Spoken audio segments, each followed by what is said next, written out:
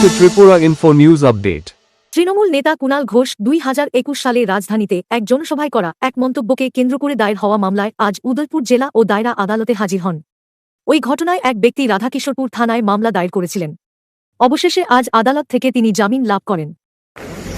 কেন আসলেন আজকে আদালতে ত্রিপুরা?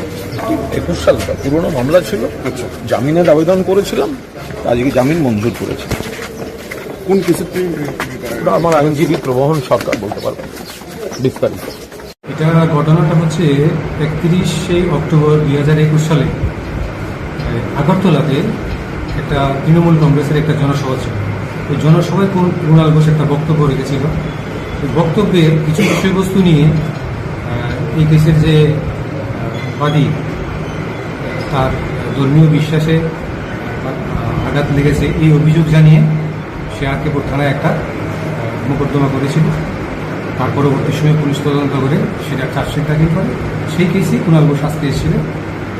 আজকে তার আমরা এখানে জামিনের দরখাস্ত করেছিলাম, তার জামিন হয়েছে। জামিন কি আজকে হয়েছে? জামিন হয়েছে আজকে। পরবর্তী সময়ে আবার এই কেসটা শুনানি বাকিগুলো হবে। To Tripura Info and press the bell icon so that you never miss any latest updates and news on Tripura.